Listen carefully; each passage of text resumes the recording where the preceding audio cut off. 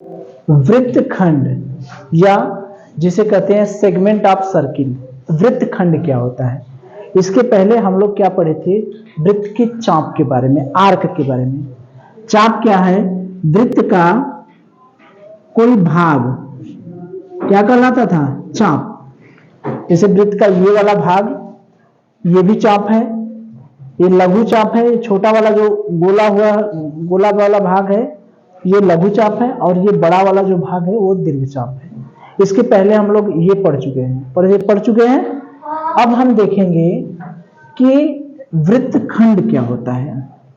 वृत्तखंड का मतलब, जैसे हमने ये वृत्त खींच दिया, ठीक है, ये मान लीजिए वृत्त खींच दिया।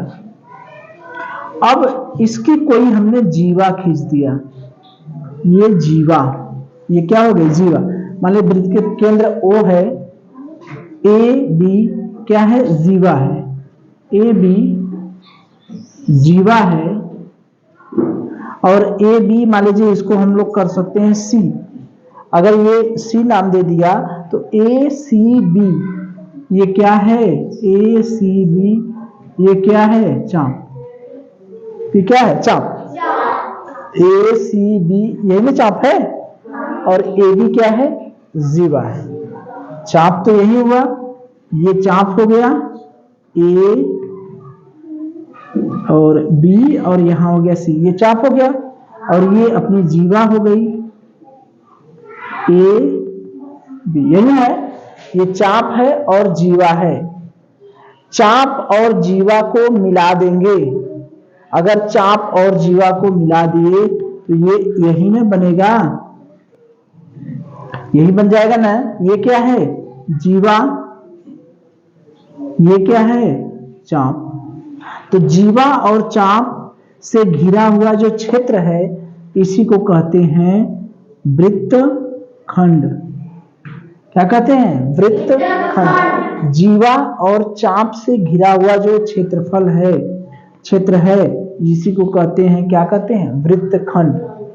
तो ऊपर भी तो हुआ।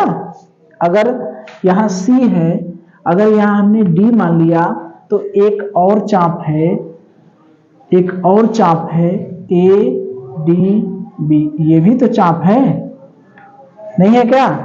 A D B ये बड़का चाप है। अभी हमने लघु चाप और दीर्घ चाप देखा था, तो जो छोटा वृत्त का टुकड़ा था, जो छोटा वृत्त का भाग था, वो कह रहा था लघु चाप। अब बड़ा वृत्त का जो भाग था वो कहला रहा था दीर्घ चाप। लेकिन हम पढ़ रहे हैं वृत्तखंड, इसी में जीवा को मिला दीजिए। तो जो चाप है, चाप और जीवा के बीच जो क्षेत्र बना, यही ना क्षेत्र बना। चाप और जीवा के बीच कौन क्षेत्र बना? यही क्षेत्र। तो यही कहलाता है वृत्तखंड, यानी वृत्त का टुकड़ा। तो ये छोटे टुकड़े को कहेंगे लघु वृत्तखंड, ये बड़े वाले टुकड़े को कहेंगे दीर्घ वृत्तखंड। ठीक है। तो चाप और जीवा से घिरा क्षेत्रफल, घिरा क्षेत्र, चाप और जीवा से घिरा क्षेत्र ही क्या कहलाता है? वृत्तखंड। जबकि इसके पहले हम लोग चाप जब पढ़ रहे थे, तो चाप में क्या था? ध्यान से देखिए, चाप में AX ACB, चाप में कहीं जीवा नहीं थी, चाप में कहीं जीवा का जिक्र था? ये केवल वृत्त का छोटा भाग क्या कहलाता था? लघु चाप। ये क्या कहलाया? लघु चाप। और ये बड़ा वाला भाग, मान लीजिए ये हो गया A B, और ये मान लीजिए C तो हो है ही D, तो ये क्या हो गया? दीर्घ चाप। ठीक है, दीर्घ चाप। तो वृत्त का जो छोटा वाला भाग है वो लघु चाप, और बड़ा वाला भाग दीर्घ चाप। ये चाप वाले में था। लेकिन अगर इसी में हमने जीवा को मिला दिया, तो जीवा को मिला दिया तो जीवा और ये चाप के बीच जो क्षेत्र है इसी को कहते हैं वृत्तखंड। बात समझ में आ रही है? जैसे अमरूद हमने ले लिया, अमरूद को काट देंगे तो अगर अमरूद का टुकड़ा काट देंगे तो देखिए एक टुकड़ा सीधा ऐसे दिखाएगा, ये चाप हो गया, और एक मुड़ा हुआ भाग रहेगा, वो क्या हो, ये जीवा हो गया, और ये क्या हो गया, चाप हो गया। तो लघु वृत्तखंड और दीर्घ वृत्तखंड दोनों एक जैसे हैं, चाप की तरह हैं, लेकिन चाप में कोई जीवा नहीं होती, जीवा का अंत बिंदु होता है। हम लोग पढ़े थे कि चाप में जीवा नहीं, जीवा का अंत बिंदु होता है, याद है? चाप में जीवा का अंत बिंदु होता है, ये बिंदु होगा, कोई जीवा नहीं होगी। जीवा है कहीं नहीं, ये चाप में जीवा का अंत बिंदु है, अंतिम बिंदु है। जीवा का एक बिंदु यहाँ है, जीवा का एक बिंदु यहाँ है। बात समझ में आ रही है?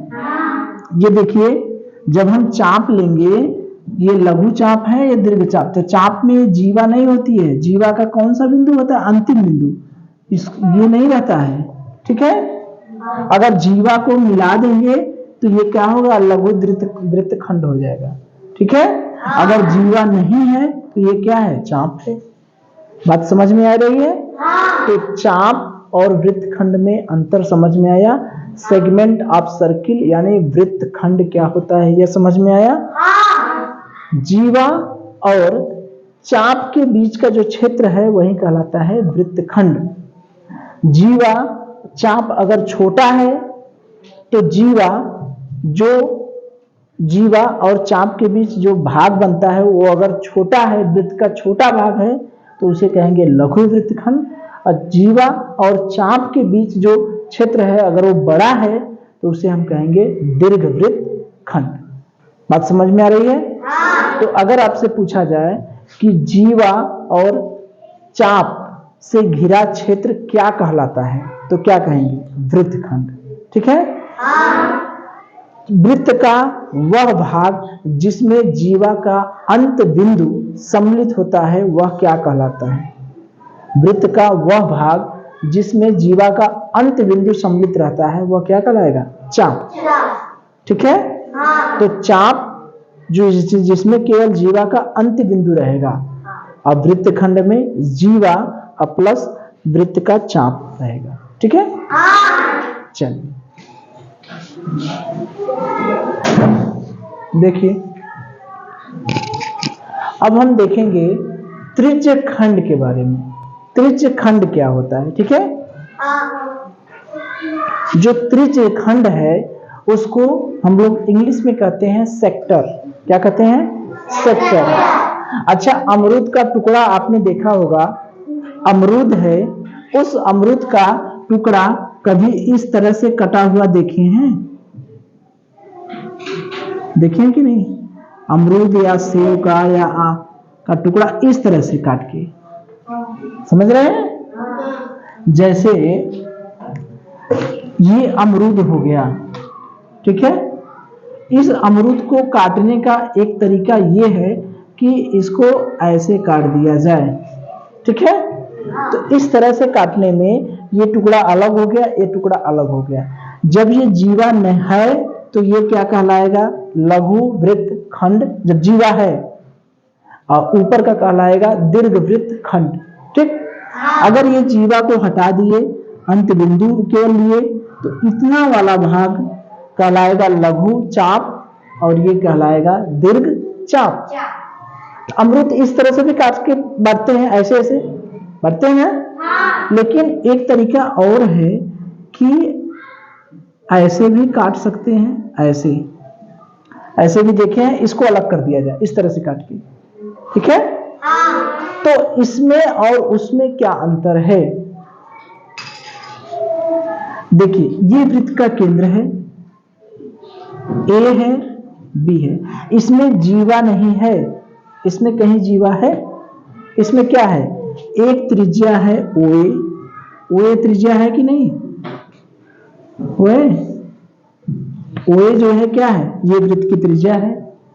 ओ भी क्या है, ये भी वृत्त की त्रिज्या है कि नहीं? एक त्रिज्या ये हो गई, एक त्रिज्या ये हो गई। और ये इसको भी कुछ नाम दे दीजिए, मान लीजिए सी कर दें, तो ACB ये क्या हो गया? चाप। नहीं हुआ क्या? हुआ ना? ये चाप ही हुआ, जीवा नहीं है। अरे भाई, जब जीवा इसमें नहीं है, वृत्त वृत्त दो भागों में बट रहा है, लेकिन जीवा नहीं है, तो वो चाप ही तो कहलाता है। अब देखिए, ये चाप का अंत बिंदु क्या है? ए है और बी है। अंत बिंदु माने अंतिम बिंदु। इस चाप का ACB चाप का अंतिम बिंदु क्या है? ए से शुरुआत है और बी पर खत्म है, तो AB यही अंतिम बिंदु है। इस अंतिम बिंदु से एक त्रिज्या हमने ये खींचा और एक त्रिज्या ये खींचा, ठीक है? तो हम ये कह सकते हैं कि इस चाप के अंतिम बिंदु, ये चाप और ये चाप के अंत बिंदु से जो त्रिज्या खींची गई है, उसके बीच का ये जो एरिया है, यही कहलाएगा त्रिज्य खंड। बात समझ में आ रही है? चाप हो गया, चाप के अंत बिंदु से खींची गई त्रिज्या हो गई, ठीक है? उसके बीच जो क्षेत्र है, इसी को हम कहते हैं त्रिज्य खंड। त्रिज्य खंड क्या हुआ? चाप, ये चाप हो गया और चाप के अंत बिंदु से खींची गई त्रिज्या। चाप के अंतिम बिंदु से एक ठो त्रिज्या ये खींचे और एक ठो त्रिज्या ये खींचे। चाप और त्रिज्या के बीच कितना क्षेत्र है? यही क्षेत्र आया। जैसे मेरा ये चाप है A और CB, चाप हो गया, और एक हमने त्रिज्या खींच दिया, एक त्रिज्या ये खींच दिया, एक त्रिज्या ये खींच दिया। तो चाप और त्रिज्या के बीच जो क्षेत्र है, यही कहलाता है क्या? त्रिज्य खंड। बात समझ में आई? कि चाप और चाप के अंतिम बिंदु से खींची गई त्रिज्या के बीच जो क्षेत्र है, वही कहलाता है त्रिज्य खंड, ठीक है?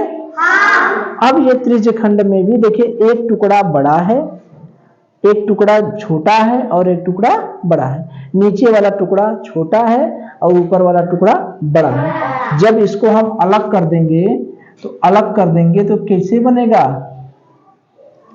अलग कर देंगे तो कैसे हो जाएगा? इस तरह से हो जाएगा ना। देखिए, अलग कर देंगे तो एक टुकड़ा A ऐसे हो जाएगा, OAB, और ये है C। एक टुकड़ा ऐसे हो जाएगा और एक टुकड़ा इधर हो जाएगा। ऐसे ही होगा ना? ऐसे ना हो जाएगा? दोनों टुकड़े अलग अलग हो जाएंगे ना। ये भी बिंदु A है, O है और B है। ये छोटा वाला टुकड़ा जो कहलाता है लघु त्रिज्य खंड। ये जो छोटा टुकड़ा है, इसको कहेंगे लघु त्रिज्य खंड, और जो बड़ा टुकड़ा है उसे कहेंगे दीर्घ त्रिज्य खंड, ठीक है? ये छोटा वाला टुकड़ा लघु त्रिज्य खंड, ये बड़ा वाला टुकड़ा दीर्घ त्रिज्य खंड, ठीक है? यानी त्रिज्य खंड में दो तरह के त्रिज्य, एक छोटा है और एक बड़ा है। तो जो छोटा वाला टुकड़ा है उसे कहेंगे लघु त्रिज्य खंड, और जो बड़ा टुकड़ा है उसे कहेंगे दीर्घ त्रिज्य खंड। जैसे लघु चाप, दीर्घ चाप हो रहा था, तीन चीज हमारे पास है। देखिए, चाप था, चाप आया, वृत्त खंड आया और एक त्रिज्य खंड आया। इनमें क्या अंतर है? चाप में केवल वृत्त का भाग था, नहीं है? चाप में वृत्त का भाग था, जीवा नहीं था। जीवा था इसमें जीवा के अंत बिंदु थे, जीवा के अंत बिंदु थे, नहीं है ना? ये हो गया, ये जीवा नहीं है, जीवा के अंतिम बिंदु हैं ये चाप हो गया। वृत्तखंड में क्या था? चाप और जीवा से घिरा क्षेत्र, से घिरा क्षेत्र, जो चाप भी था और जीवा था, इसमें चाप आ गया तो ये क्या हो गया? ये वृत्तखंड हो गया। ये चाप है, इसमें जीवा आ गया, जीवा का अंतिम बिंदु नहीं, पूरी की पूरी जीवा आ गई। और त्रिज्य खंड में क्या है कि चाप है और चाप के अंत्य बिंदु से जाने वाली त्रिज्या से घिरा क्षेत्र। ये चाप हो गया और चाप के अंत बिंदु से जाने वाली जो त्रिज्या है उसके बीच जो एरिया है, ये तीनों में अंतर समझ आया? चाप, वृत्तखंड और त्रिज्यखंड। ठीक है, तो ये चैप्टर आप लोगों का समाप्त हो गया। इसके कुछ प्रश्न है उसको हम लोग कर लें। ठीक है,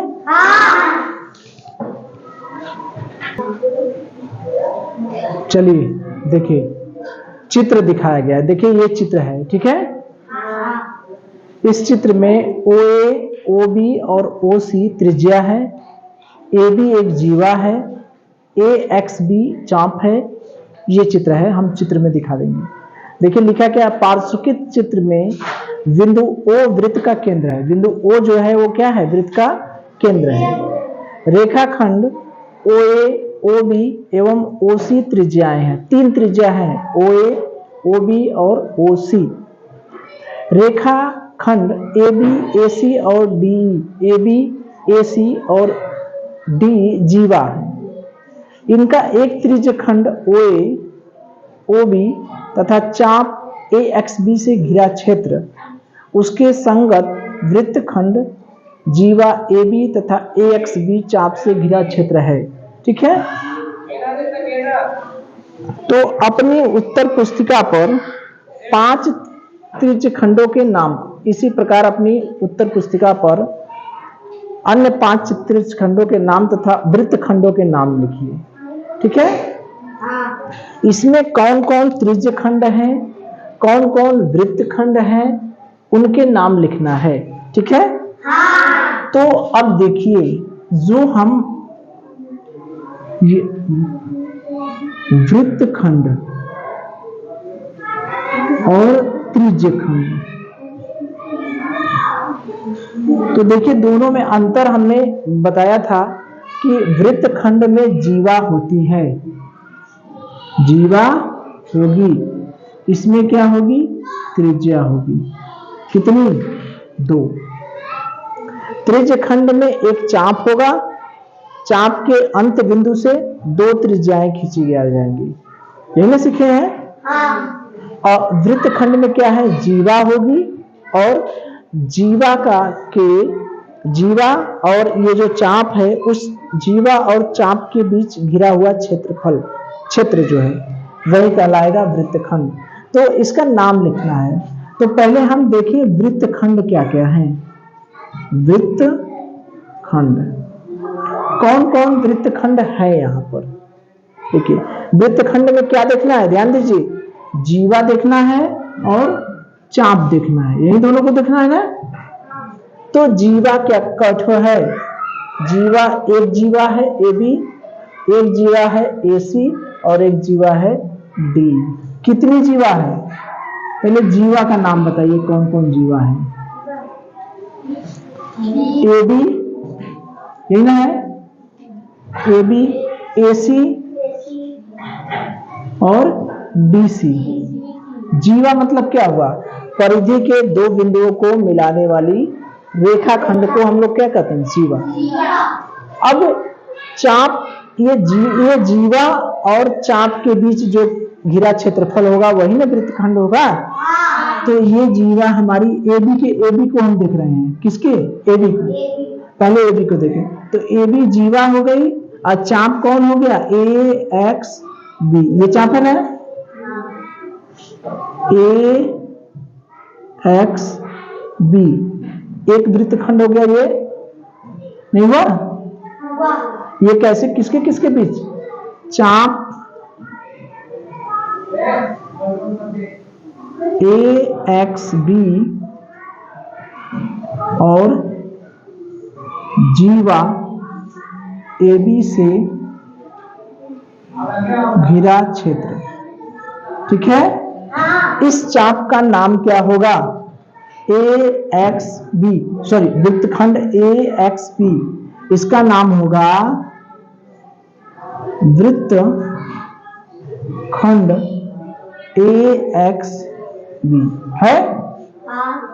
ये छोटा वाला खंड हो गया, ठीक है, ये लघु वृत्त खंड हो गया। अगर दीर्घ वृत्त खंड की बात करेंगे तो ए आर बी हो जाएगा ना। तो एक वृत्त खंड ये हो गया, ठीक। इसमें ये लघु वाला हो गया। अगर दीर्घ वृत्त खंड की बात करेंगे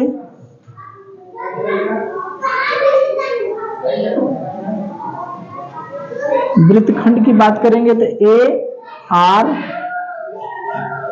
बी हो गया। और देखिए एसी जीवा द्वारा क्या बनेगा? एसी जीवा द्वारा, एसी जीवा द्वारा भी तो वृत्त खंड बनेगा। ए बी सी नहीं बनेगा वृत्त खंड। अब हम नाम दे रहे ए बी सी और उसका नाम, इसका नाम हो गया ए बी सी, इसका नाम A R C, A R C हो गया। अब डीसी जीवा द्वारा बनेगा, डीसी द्वारा तो D R C, D R C और ये D B C, D B C, ये तो हो गया वृत्तखंड। ठीक है, अब देखिए ये ठीक है। अब हम देखिए त्रिज्य खंड को। किसको देखिए? त्रिज्य खंड को। तो अगर हम ये त्रिज्य खंड देखें तो त्रिज्य खंड के लिए क्या चाहिए? दो त्रिज्या चाहिए और एक चाप चाहिए। ठीक है, तो हमारे पास कोई दो त्रिज्या ले लें, तो दो त्रिज्या कौन कौन लेंगे? दो त्रिज्या ऐसे तो आ नहीं पा रही है। यहां से हम बना सकते हैं एक त्रिज्या ये और एक त्रिज्या ये, बना दिए।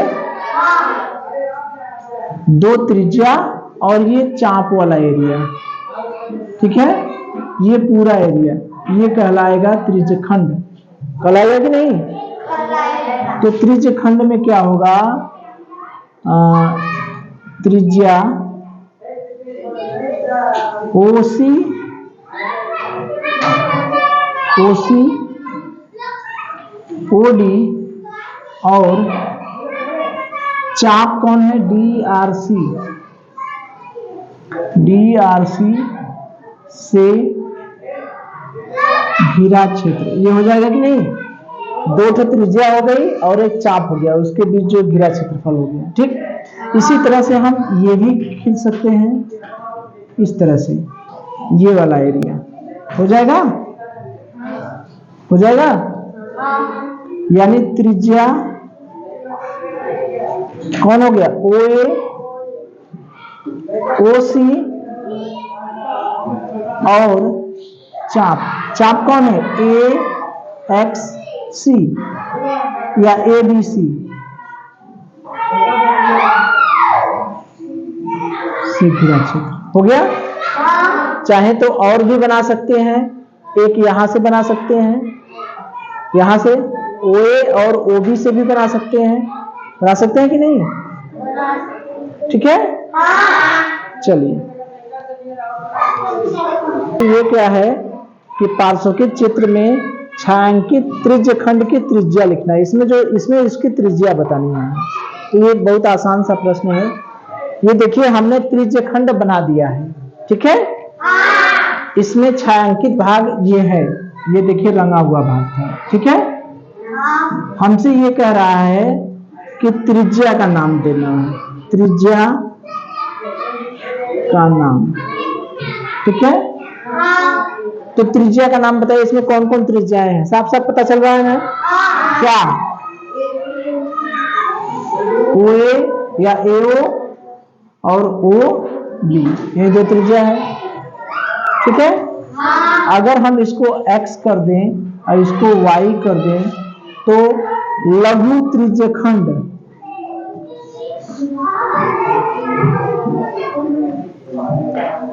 दीर्घ त्रिज्यखंड,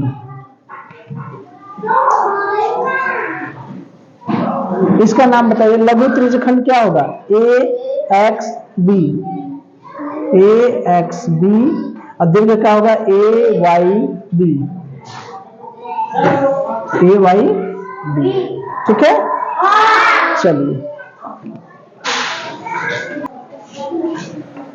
देखिए इसमें क्या है, इसमें कह रहा है, देखिए प्रश्न को, इसमें कह रहा है पार्श्वचित्र में छायांकित वृत्तखंड की जीवा और संगत त्रिज्यखंड का नाम बताइए। जीवा और त्रिज्यखंड, इसमें जीवा का नाम बताना है और त्रिज्यखंड का नाम बताना है। देखिए इसमें जीवा का नाम बताना है और त्रिज्य